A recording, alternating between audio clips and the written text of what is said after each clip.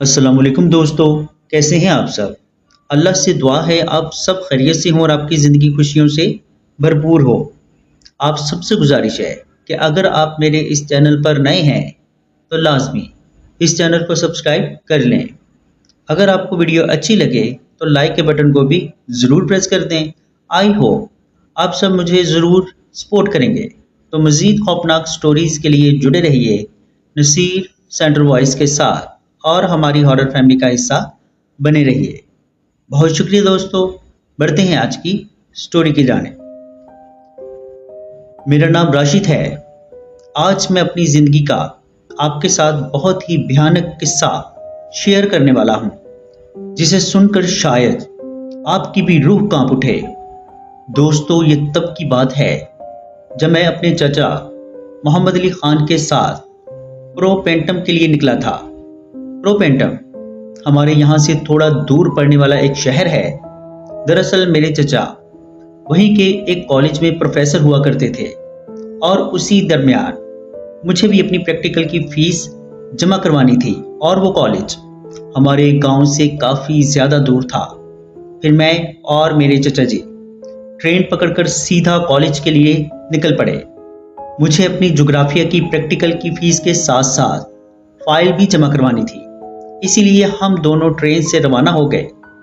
क्योंकि वहाँ से कॉलेज काफ़ी दूर था, हमारी यूनिवर्सिटी भी वहीं थी और वहीं पर हमारे सारे दस्तावेजात जमा होने थे।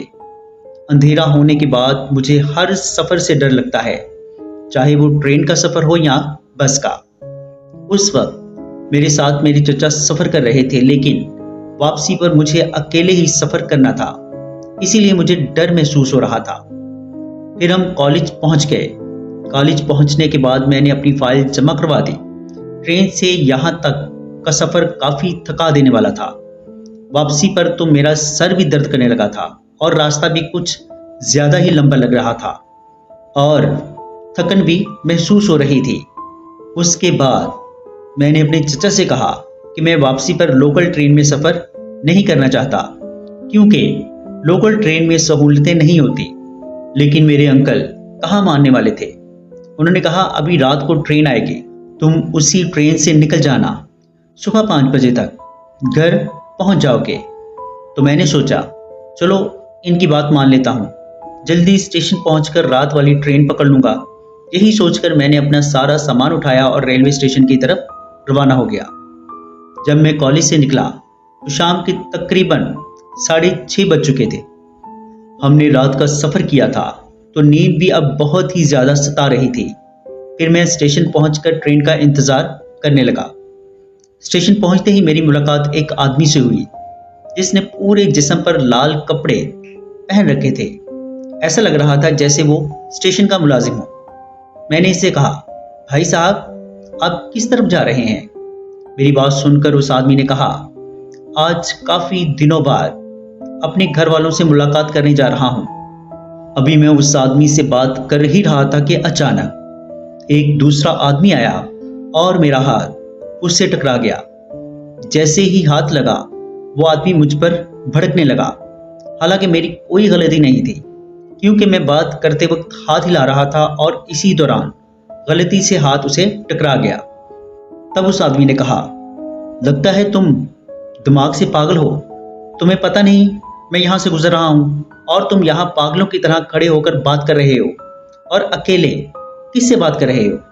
मैंने कहा, अबे पागल है क्या, इतना बड़ा आदमी नजर नहीं आ रहा, आंखें खोल कर देख।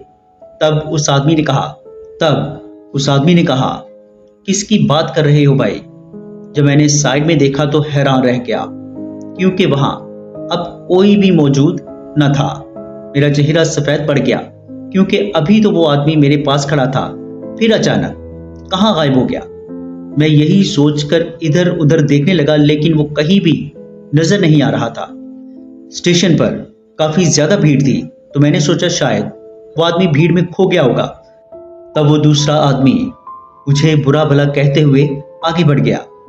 मैं सर पकड़कर वहीं पड़ी एक लंबी पत्थर की बेंच पर बैठ गया।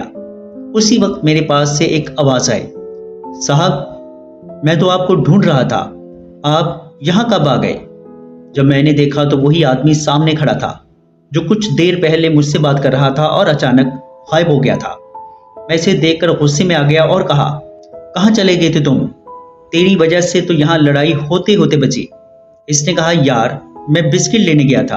फिर हम दोनों में दोबारा बातचीत शुरू हो गई। वो बार बार अपने घर वालों के बारे में बता रहा था। पता नहीं क्यों, लेकिन उसकी बातों से ऐसा लग रहा था कि वो सालों बाद अपने घर जा रहा है।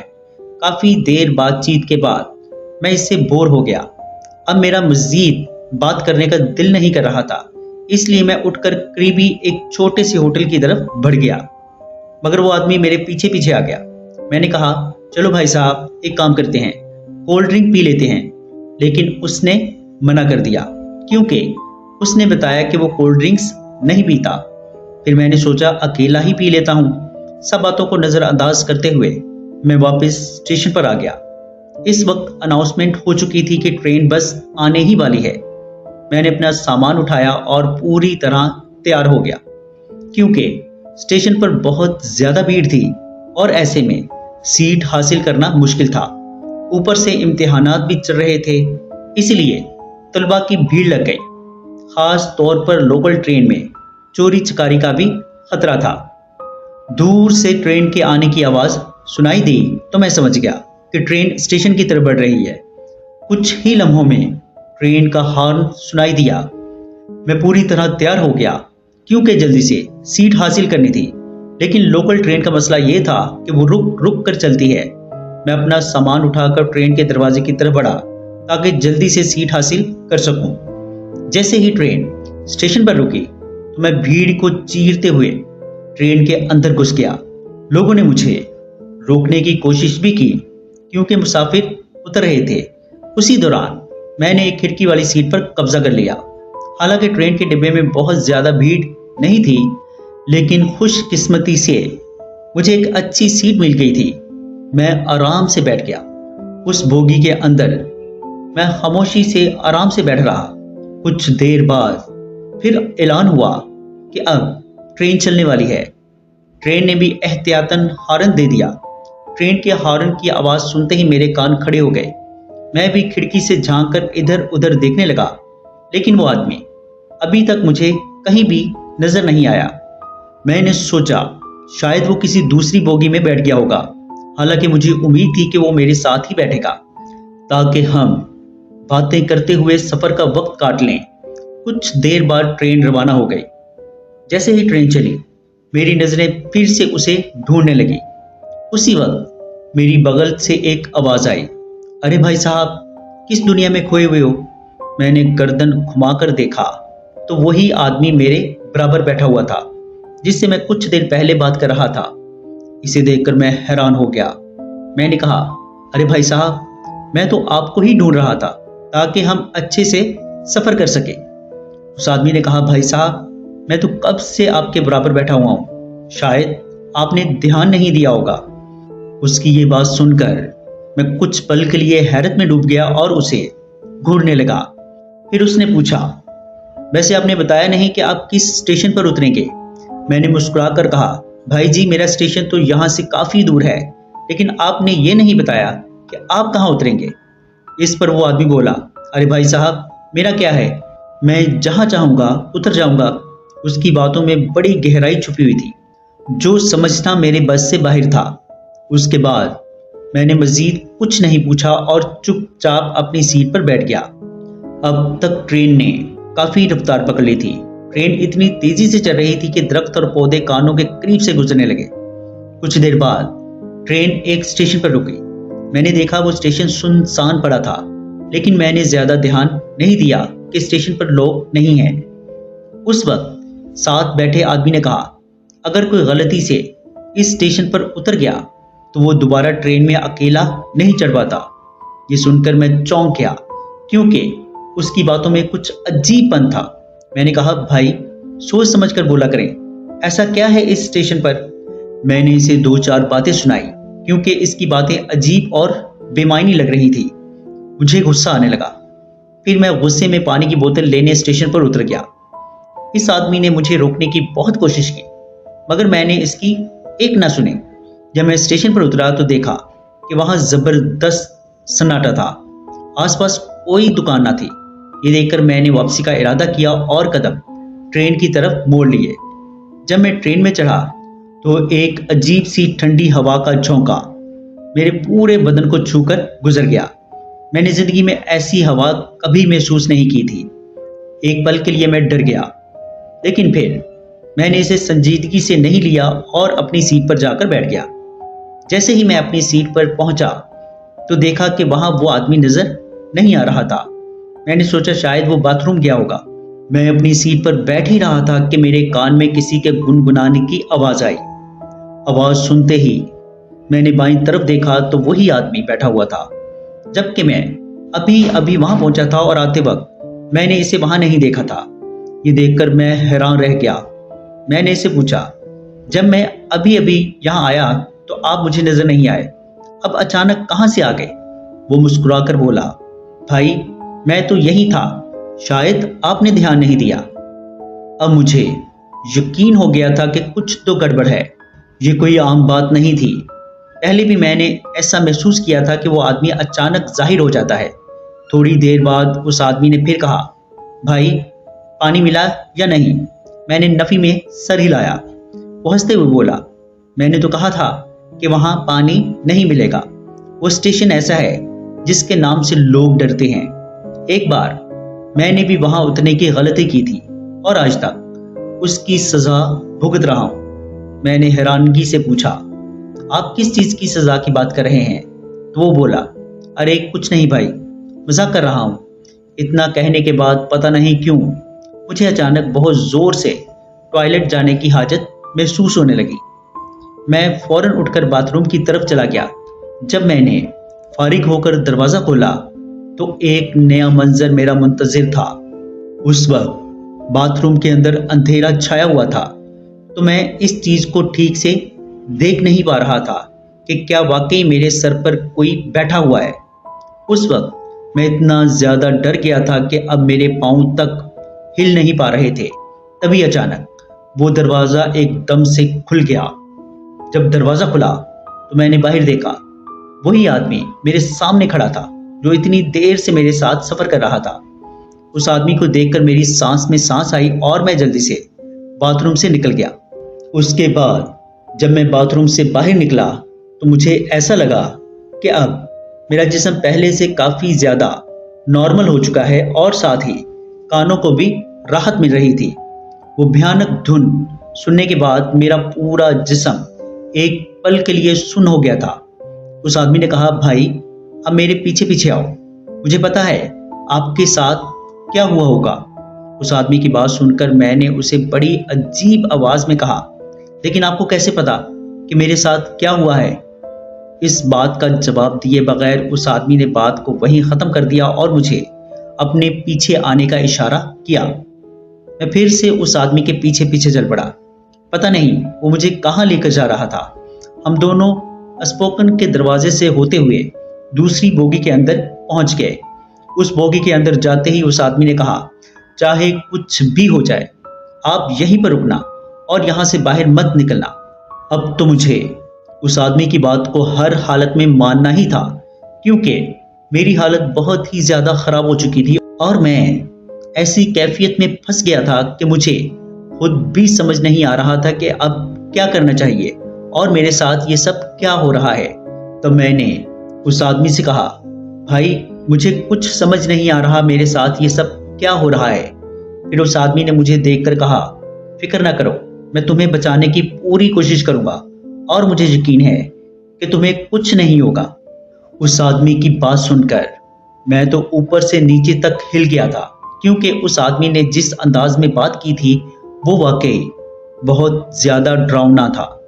اس نے کہا تھا کہ میں تمہیں بچانے کی پوری کوشش کروں گا۔ مجھے اس ٹرین کے اندر ایک عجیب سی گھٹن محسوس ہونے لگی۔ ایسا لگ رہا تھا جیسے میرا گلا کوئی گھونٹ رہا ہے۔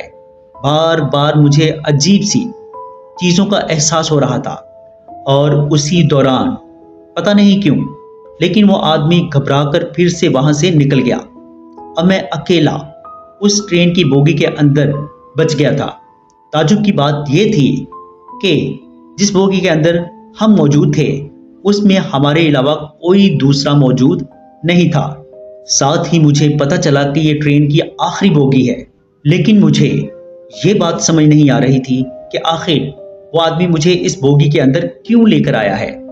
ابھی میں یہی سوچ رہا تھا کہ تبھی وہ آدمی پھر سے اس بوگی میں واپس آیا، اور اس بار جب وہ پہنچا تو اس کے کپڑے اترے ہوئے تھے۔ اس کا جو آدھا ننگا جسم تھا اس پر موٹے موٹے پھوڑے بنے ہوئے تھے اور ایک عجیب سی بدبو آ رہی تھی۔ پھر بعد میں وہ میرے پاس آیا اور دھیمی آواز میں بولا کہ اگر تم بھی اس ٹرین کے اندر کچھ دیر اور رکے رہے تو تمہاری بھی یہی حالت ہو جائے گی۔ تقریباً کچھ سال پہلے میں بھی اس ٹرین سے سفر کرتے ہوئے اسی ریلوے اسٹیشن پر اتر گیا تھا۔ مجھے بھی بہت زیادہ پیاس لگی تھی، لیکن جب میں اسٹیشن پر اترا تو مجھے پانی یا کچھ بھی اور نظر نہیں آیا۔ اسی حالت میں میں پانی کی بوتل لینے کے لیے ٹرین کے آگے چل پڑا، لیکن پھر پتہ نہیں کیسے ایک ہوا نے میرے جسم کو چھلنی چھلنی کر دیا۔ مجھے لگا تیز ہوا کے چلنے کی وجہ سے مجھے ایسا محسوس ہو رہا ہے، مگر جیسے ہی میں ٹرین میں پہنچا تو مجھے اپنے جسم پر بہت زیادہ بھاری پن محسوس ہونے لگا۔ پھر جب میں باتھ روم کے اندر گیا تو مجھے اپنے سر پر کوئی بھاری چیز بیٹھی ہوئی محسوس ہوئی۔ ایسا لگ رہا تھا کہ میرے سر پر کوئی عورت بیٹھ گئی ہے۔ اس وقت میں نے اس چیز پر زیادہ دھیان نہیں دیا تھا، لیکن پھر کچھ دیر میں بوگی کے اندر بیٹھا رہا تو ایسا لگنے لگا کہ میرے سر کو کچھ کیڑے کاٹنے لگے ہیں، اور تب مجھے ہلکی ہلکی نیند آنے لگی۔ جیسے ہی نیند آنے لگی بغیر چاہے میری آنکھ لگ گئی۔ میں نے دیکھا میرا جسم چھلنی چھلنی ہو گیا ہے۔ اس آدمی نے جس طرح کی باتیں بتائیں بالکل ویسا ہی میرے ساتھ ہو رہا تھا۔ اس آدمی نے بتایا کہ اس کے بعد اس کی موت ہو گئی، اور آج بھی ایک روح کی صورت میں اس آدمی کی باتوں نے مجھے اندر سے پوری طرح ہلا دیا تھا۔ میں بہت زیادہ ڈر گیا تھا۔ پھر اس آدمی نے بتایا کہ تمہیں یہاں سے کچھ فاصلے پر ایک آنے والے اسٹیشن پر اترنا ہوگا۔ مجھے اس آدمی سے بھی ڈر لگ رہا تھا کیونکہ وہ بھی ایک بھٹکی ہوئی روح تھا۔ پھر اس آدمی نے کہا کہ میں تمہاری جان تو بچا لوں گا، لیکن تمہیں بھی میرا ایک کام کرنا ہوگا۔ پھر اس آدمی نے کہا کہ شیخانی نگر جا کر میرے گھر والوں کو اطلاع دے دینا کہ میں ہمیشہ کے لیے انہیں چھوڑ کر جا چکا ہوں۔ یہ بات سن کر میری آنکھیں نم ہو گئی۔ اس آدمی نے بتایا کہ میں ایک اکیلا انسان ہوں جسے وہ نظر آیا ہے، باقی کسی بھی انسان کو اس کا وجود نظر نہیں آتا۔ پھر تھوڑی دور آگے جانے کے بعد پتہ نہیں کیوں میرے پیر میں درد ہونے لگا۔ جب میں نے اپنے پیر کی ایڑی کو دیکھا تو اس میں گہرا گڑھا پڑ گیا تھا۔ میرے پیر سے خون ٹپک رہا تھا، اور خون کو ٹپکتا دیکھ کر مجھے واقعی گھبراہٹ ہونے لگی۔ اب میں پوری طرح مایوس ہو کر اپنی سیٹ سے اٹھنے لگا۔ میرا سر بھی بہت زیادہ بھاری ہو گیا تھا۔ مجھے بہت زیادہ نیند آ رہی تھی، لیکن اگر میں سو جاتا تو میرا پورا جسم چھلنی ہو جاتا۔ ابھی بھی وہ اسٹیشن کچھ ہی دور تھا۔ کافی دیر تک انتظار کرنے کے بعد ٹرین اسٹیشن پر رکی۔ میں اپنے پیر کو گھسیٹتے ہوئے اس ریلوے اسٹیشن سے نیچے اتر گیا۔ اسٹیشن سے تھوڑی دور آگے جا کر مجھے ایک مسجد نظر آئی۔ پھر اسی زخمی حالت میں مسجد کے اندر پہنچا، تب جا کر مجھے راحت کی سانس ملی، لیکن اب تک میرے دونوں پیروں میں گہرے زخم بن چکے تھے۔ اس کے بعد میں مسجد میں جا کر لیٹ گیا اور میری آنکھ بند ہو گئی۔ اس آدمی نے جو پتہ بتایا تھا میں اس کی اطلاع کو پہنچانے کے لیے وہاں پہنچ گیا۔ جب دروازہ کھٹکھٹایا تو اس کے والد صاحب نے دروازہ کھولا۔ میں نے وہ سب کچھ ان سے ذکر کیا جو اس ٹرین والے آدمی نے مجھے بتایا تھا۔ یہ سب سن کر اس کے والد صاحب کے صبر کا پیمانہ ٹوٹ گیا اور وہ پھوٹ پھوٹ کر رونے لگا۔ اس کے بعد جب میں اپنے گھر پہنچا تو میرے دونوں پاؤں میں جو زخم تھے انہوں نے مجھے 3 مہینے تک بیڈ سے اٹھنے نہیں دیا۔ اللہ کا لاکھ لاکھ شکر ہے کہ 3 مہینوں کے بعد میرے پاؤں آہستہ آہستہ صحیح ہونا شروع ہو گئے، اور اب میں مکمل طور پر صحت یاب ہوں۔ جی دوستو، کیسی لگی آپ کو سٹوری؟ کمنٹ باکس میں اپنی رائے کا اظہار ضرور کیجیے گا۔ اگر آپ یا آپ کے کسی جاننے والے کے ساتھ کوئی ایسا خوفناک یا ناقابل فراموش واقعہ پیش آیا ہو اور آپ اسے ہمارے ساتھ شیئر کرنا چاہتے ہوں تو نیچے ڈسکرپشن میں موجود میرے واٹس ایپ نمبر پر ہمارے ساتھ شیئر کر سکتے ہیں۔ اپنا اور اپنے گھر والوں کا بہت سا خیال رکھیے گا۔ مجھے اور میرے گھر والوں کو اپنی خصوصی دعا میں یاد رکھیے گا۔ اللہ نے چاہا تو ملتے ہیں کسی اور خوفناک سٹوری میں۔ تب تک کے لیے اللہ حافظ۔